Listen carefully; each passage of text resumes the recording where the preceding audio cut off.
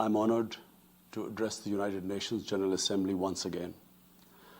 I congratulate His Excellency Mr. Volkan Bozkır on his election as the President of the 75th session of the General Assembly. We also appreciate the skillful leadership of the outgoing President, His Excellency Tijani Mohammad Bande, especially during the COVID-19 crisis. We commend the leadership of the Secretary General in these extremely turbulent times. Mr. President, since my government assumed office, our consistent effort has been to fundamentally transform Pakistan. We envisage Nya Pakistan to be modeled on the principles of the state of Medina, established by a holy prophet, Muhammad sallallahu alaihi wasallam. A just and humane society where all government policies are directed at lifting our citizens out of poverty and creating a just and equitable dispensation. To achieve this goal, we need to have peace and stability. Thus, our foreign policy aims to have peace with our neighbors and settle disputes through dialogue. Mr. President, the 75th anniversary of the United Nations is an extremely important milestone, as this is the only body in the world that can help us achieve our goals of peace and stability in our neighborhood. This is also time for us to reflect whether, as the United Nations, we have been able to realize the promise we collectively made to our peoples. Today, the foundations of the world order, non-use of or threat of unilateral force, self-determination of peoples, the sovereign equality and territorial integrity of states, non-interference in their internal affairs, international cooperation. All these ideals are being systematically eroded. International agreements are being flouted and set aside. Renewed great power rivalries are leading to a new arms race. Conflicts are proliferating and intensifying.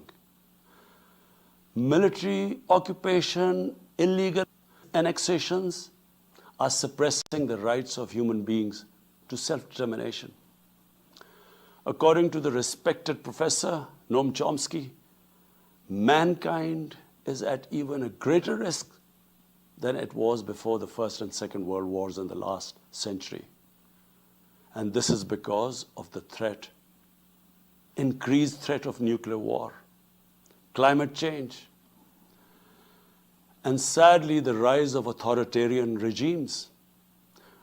We must come together to prevent such a catastrophe. We believe that the driving force in international relations must be cooperation, in accordance with the principles of international law and not confrontation and force. We all must emphatically reaffirm our support for multilateralism. Mr. President, the COVID-19 pandemic has illustrated the oneness of humanity. In our interconnected world, no one is safe unless everyone is safe. Locking down to control the pandemic has triggered the worst recession since the Great Recession in the last century.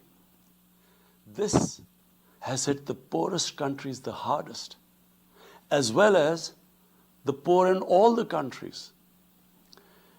In Pakistan, we realized very early on that if we imposed a strict lockdown, the type that several affluent countries had imposed, we would have more people dying of hunger than the virus. Therefore, we adopted a policy of smart lockdown. While concentrating on the hotspots, the virus hotspots, we opened up our agriculture sector immediately, and then followed it up by the construction sector, which employed most of the people.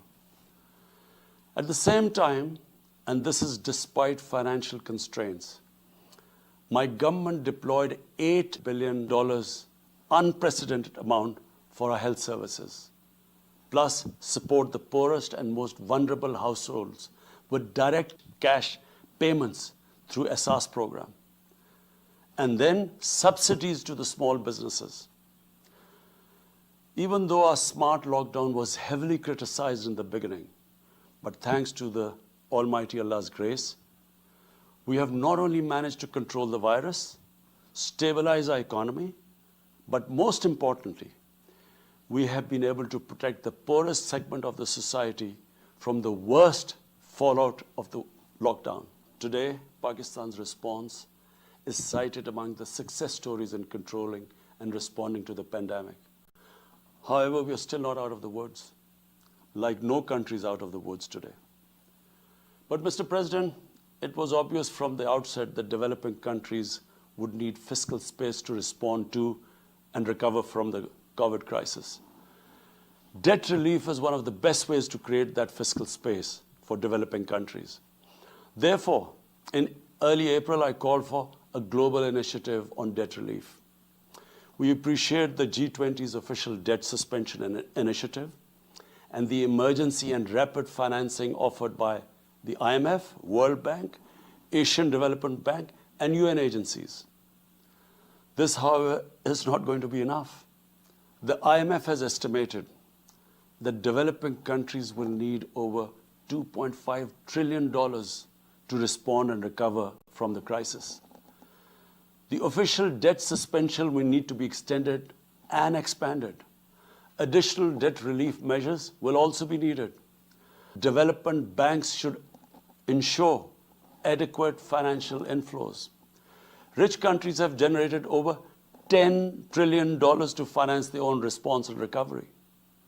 They should support the creation of at least $500 billion in new special drawing rights for the developing world. Mr. President, in my address to the General Assembly last year, I had highlighted the tremendous damage that illicit financial flows from developing countries to rich countries and to offshore tax havens cause. This leads to the impoverishment of the developing nations. Money that could be used towards human development is siphoned off by corrupt elites. The loss of foreign exchange causes currency depreciation. That in turn leads to inflation and poverty. The quest for getting back these stolen resources is nearly impossible, given the cumbersome procedures. Moreover, the powerful money launderers have access to the best lawyers. And sadly, because they are the beneficiaries, there is a lack of political will in the rich countries to curb this criminal activity.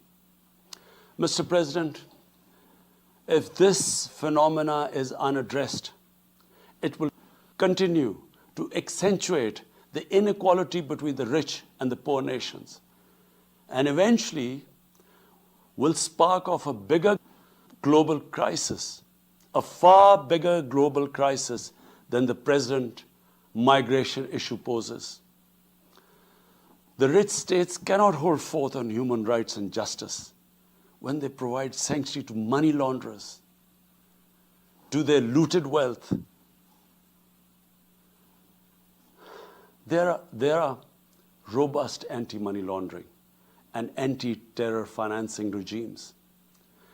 I call upon this Assembly to take the lead in efforts to build a global framework to stem the illicit financial flows and ensure speedy repatriation of stolen wealth. It is important to realize that the aid that flows from rich countries to the developing world is minuscule compared to the massive outflows by our corrupt elites. Mr. President, this year, I must again reiterate the threat posed to mankind due to climate change. Unprecedented fires in Australia, Siberia, California, Brazil. Unprecedented floodings in various parts of the world. Record temperatures, even in the Arctic Circle. This should make all of us worried for our future generations. Commitments made through the Paris agreements must be fulfilled. In particular, the commitment to mobilize $100 billion annually as climate finance. Pakistan's contribution to carbon emissions is minimal, but it is one of those countries most affected by climate change. Yet, we have decided to take the lead as we consider addressing climate change a universal responsibility. We have launched an extremely ambitious program to plant 10 billion trees in the next 3 years as a contribution to mitigating the effects of climate change. Mr. President, the pandemic was an opportunity to bring humanity together.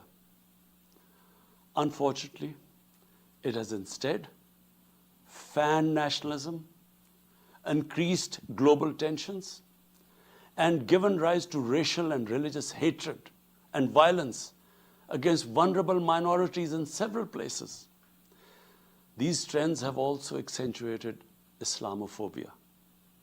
Muslims continue to be targeted with impunity in many countries. Our shrines are being destroyed. Our Prophet Muhammad sallallahu alaihi wasallam insulted. The Holy Quran burnt. And all this in the name of freedom of speech. Incidents in Europe, including republication of blasphemous sketches by Charlie Hebdo, are recent examples. We stress that willful provocations and incitement to hate and violence must be universally outlawed. This assembly should declare an international day to combat Islamophobia and build a coalition to fight the scourge that splits humanity. Mr. President, the one country in the world today where I'm sad to say the state sponsors Islamophobia, and that is India. The reason behind this is the RSS ideology that unfortunately rules India today. This extremist ideology was founded in the 1920s. The RSS founding fathers were inspired by the Nazis, and they adopted their concepts of racial purity and supremacy. While the Nazis' hate was directed at the Jews, the RSS directs it towards the Muslims and to a lesser extent, the Christians. They believe that India is exclusively for Hindus and others are not equal citizens. The secularism of Gandhi and Nehru has been replaced by the dream of creating a Hindu Rashtra by subjugating, even cleansing India's 200 million Muslims and other minorities. In 1992, the RS destroyed the Babri Masjid. In 2002, some 2,000 Muslims were slaughtered in Gujarat, and this was under the watch of Chief Minister Modi. In 2007, over 50 Muslims were burnt alive by RSS arsonists aboard the Samjhota Express train. In Assam, around 2 million Muslims face the prospects of being arbitrarily stripped of their nationality through the adoption of discriminatory laws. There are reports of large concentration camps being filled by Muslim Indian citizens. Muslims were falsely blamed, vilified, and victimized for spreading the coronavirus. They were denied medical attention on many occasions. Their businesses were boycotted. Cow vigilantes attack and kill Muslims with impunity. Last February, Muslims faced targeted killings with police complicity in New Delhi. Mass registrations in the past have often been a precursor to genocide. For example, the Nuremberg laws in Germany in 1935, and then in 1982 in Myanmar. The Hindutva ideology is set to marginalize almost 300 million human beings, Muslims, Christians, and Sikhs. This is unprecedented in history. And this does not augur well for the future of India. As we all know, that marginalization of human beings leads to their radicalization. Mr. President, for over 72 years, India has illegally occupied Jammu and Kashmir against the wishes of the Kashmiri people and in blatant violation of the resolutions of the Security Council and indeed its own commitments to the people of Kashmir. On 5th August last year, India illegally and unilaterally sought to change the status of the occupied territories and deployed additional troops, bringing the total number to 900,000, to impose a military siege on 8 million Kashmiris. All Kashmiri political leaders were incarcerated. About 13,000 Kashmiri youth were abducted and thousands tortured. A complete curfew was imposed, accompanied by a total communications blackout.